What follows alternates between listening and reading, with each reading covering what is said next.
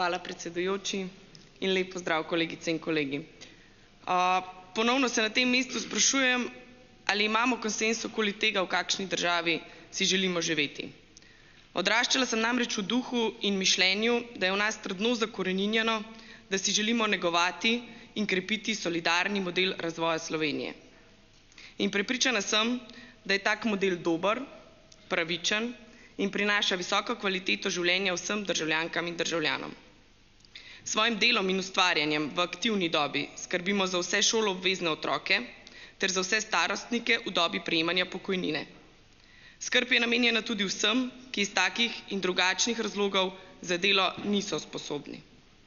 S plačevanjem davkov in prispevkov omogočamo, da je zdravstvo dostopno za vse, da v javnih šolah izobražujemo dober kader ter vzdržujemo javno infrastrukturo. In to je solidarnost, ki jo moramo krepiti, da ostanemo normalna družba. Solidarnost pa pomeni tudi to, da si majhen procent ljudi prekomerno ne kopiči kapitala na račun izkoriščanja poceni delovne sile. Da sadove dobrega dela podjetja občutijo tudi tisti, ki so nepogrešljiv in sestavni del ustvarjanja dodane vrednosti. V divjem kapitalističnem svetu je pomembno, da solidarnost najde svoje mesto tudi v gospodarstvu. Verjamem, da marsikomu ob teh besedah zavre misel, da je naša želja obuditi že dolgo preživeti sistem. Ne, temu nikakor ni tako. Prenekatera uspešna podjetja svoj model že danes usmerjajo v krepitev pomena družbene in okoljske odgovornosti. Tovrstna podjetja imajo jasno vizijo razvoja in v njo vključujejo vse zaposlene kot nezamenljiv del pri doseganju poslovnih ciljev. Zavedajo se, da to lahko dosežejo samo z motiviranimi zaposlenimi, ki so za svoje delo primerno nagrajeni, delajo v spodbudnem in varnem okolju ter v ustreznih delovnih pogojih. In poglejte, kot po naključju so ravno tovrstna podjetja tista, ki so vodilna v svojih panogah in ki uspejo skozi leta ohranjati dobre poslovne rezultate. Taka podjetja že danes svojega cilja ne iščejo v maksimiziranju dobička za ceno zniževanja pravic delavcev in nižanja stroška dela. Na drugi strani pa verjamem, da se vsi zavedajo, da obstajajo tudi podjetja in podjetniki, ki svoj celotni poslovni model gradijo na izkoriščanju svojih zaposlenih in izigravanju zakonov. Pri teh je človeški pohlep in želja po ustvarjanju dobička močnejša od dolgoročne vizije in stabilnega poslovanja. In ravno od teh v medijih vse prepogosto poslušamo žalostne zgodbe o slabo plačanih in iztrošenih zaposlenih, na žuljih katerih se ti podjetniki v javnosti predstavljajo kot sposobni in uspešni menedžerji. In vsi skupaj v tej državi in v tej dvorani si moramo priznati, da tudi taki obstajajo in na našo žalost vedno bodo obstajali. Sprašujem se, na kakšen način si želimo, da naša podjetja konkurirajo na trgu. Z nizkimi plačami in nizkimi socialnimi prispevki ali z inovativnimi pristopi ter ustvarjanjem visoke dodane vrednosti. Kje v vsem tem iskati smoter nas zakonodajalcev? V tem, da vsaj zakonsko določimo najnižji znesek, ki ga mora prejeti vsak zaposleni za polni delovni čas. Pri čemer na nas že letijo očitki o grobem poseganju in vmešavanju politike v gospodarstvo.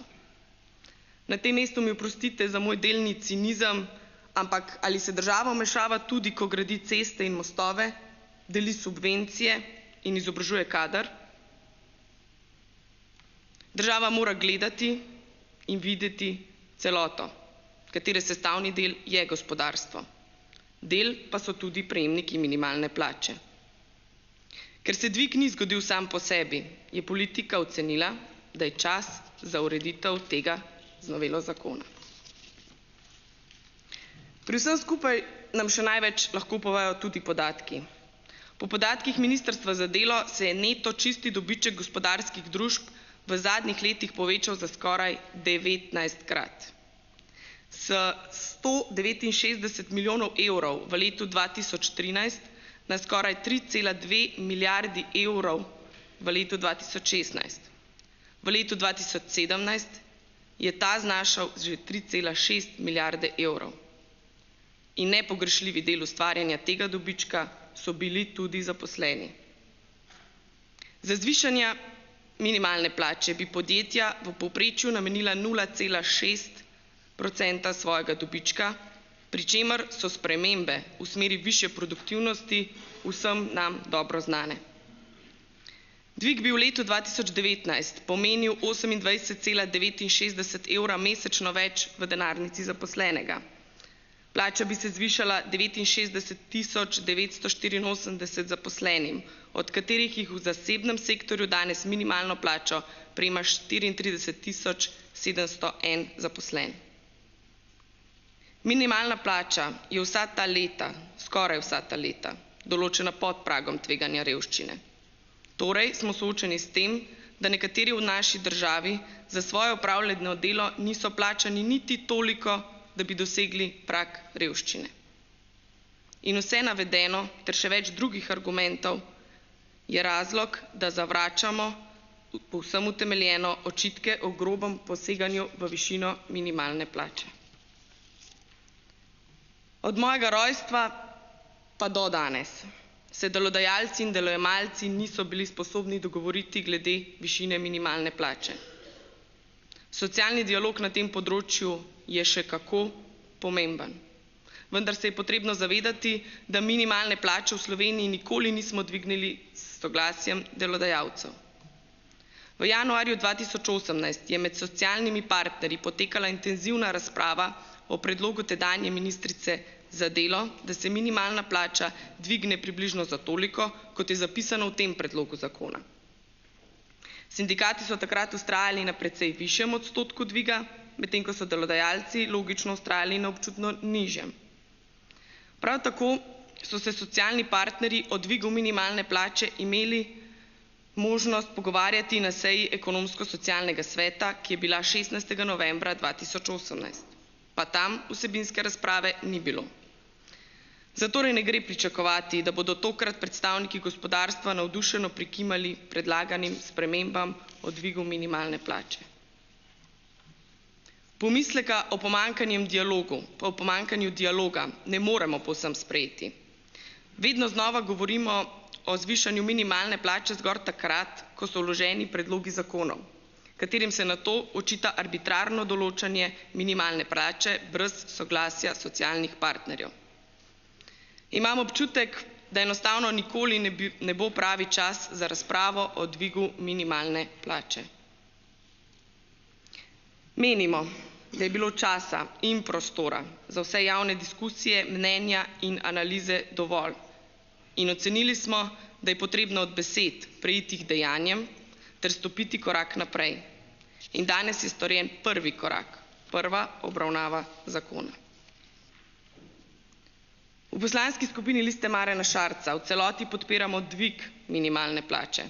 Naša želja pa je, da se takoj pristopi k dialogu in iskanju najboljše rešitve za oblikovanje formule za izračun minimalne plače. Predvideno je, da se bo leta 2021 uvedla formula za izračun minimalne plače, ki bo zagotavljala, da slednja ne bo zdrsnila pod 120% zadnje ocene minimalnih življenjskih stroškov. S tem se lahko strinjamo, saj plačilo za opravljeno delo ne sme biti zgolj znesek namenjen golemu preživetju. Prav tako menimo, da uvedba tovrstne formule zagotavlja predvidljivost in stabilnost gospodarskega okolja, kar bo delodajalcem zagotovo olajšalo načrtovanje poslovanja tudi v prihodnje. Nekaj odprtih vprašanj in pomislekov, tako kot nekatere druge poslanske skupine, imamo okoli od izločitve še preostalih dodatkov iz plače. Pri tem je naša želja jasna, da se v socialnem dialogu pride do primerne rešitve, ki bo delodajalcem omogočala prilagoditev in jim po nepotrebnem ne bo povzročala prevelikih težav. Prepričani smo, da kjer je volja, je tudi pot. Za socialni dialog pa potrebujemo 2 ušesi za poslušanje in trohico razuma za razumevanje sogovornika. Pri socialnem dialogu analizah vplivov, strategijah razvoja, izračunih posledic, dokumentih dobrobiti, tudi pismih gospodarstva in na žalost vse prevečkrat tudi v tej dvorani pa se izgubijo številna pričevanja ljudi iz realnega življenja. Tistih ljudi, katerih realnost je številka 638,42 cekina na bankomatu, katerih realnost je, da po poplačilu nujnih položnic preostanek štejejo v višini enega povprečnega menedžerskega obroka.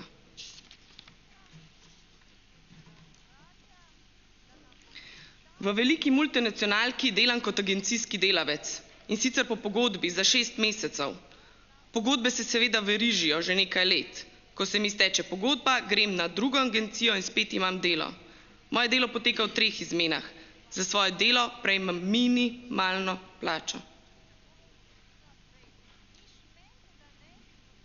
Opravljam delo čistilke v čistilnem servisu.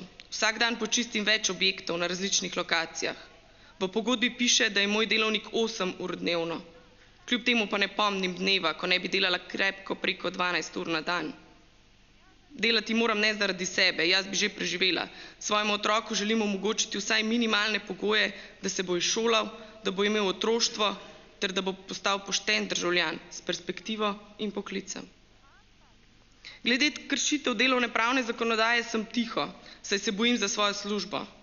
Za svoje delo prejmem minimalno plačo, v kar so všteti vsi prazniki, popoldansko delo, delo preko normalnega delovnika. Delam v gradbenem podjetju. Moj dan se začne ob 5:00 zjutraj z odhodom na gradbišče in zaključi okoli 20:00 s prihodom domov. Pot do in iz gradbišča se mi ne šteje v delovni čas. Enako velja za malico. Za svoje delo prejmem 830,60 evra. Po navodilu šefa moram za svojo skromno sobo plačati 150 evrov, in sicer pri točno določenem sobodajalcu. Taka so pač pravila v naši firmi. Delam z veseljem, samo to me drži pokonci. Skrb za nepokretne in nemočne je moje poslanstvo. Služba ni lahka, vendar nasmehi starostnikov mi dajo voljo in zagon. Za svoje celomesečno trdo delo ne prejmem niti minimalne plače. In spoštovani in spoštovane, to so zgodbe, ki nam naj odzvanjajo v glavi vsakič, ko stvari gledamo samo preko številk in bilanc. Poslanke in poslanci Liste Marjana Šarca menimo, da predlog zakona o spremembah zakona o minimalni plači zasleduje prave in pravične cilje. Zato bomo predlog zakona v prvi obravnavi podprli. Na tem mestu pa podajam tudi poziv, da se delodajalci in delojemalci zavedajo, da smo vsi na istem čolnu, ter da je usklajeno veslanje nujno zato, da se naš čoln premakne v isto smer. Hvala. Hvala, gospa poslanka. Magister Marko Koprivc bo predstavil stališče Poslanske skupine Socialnih demokratov. Izvolite, gospod poslanec.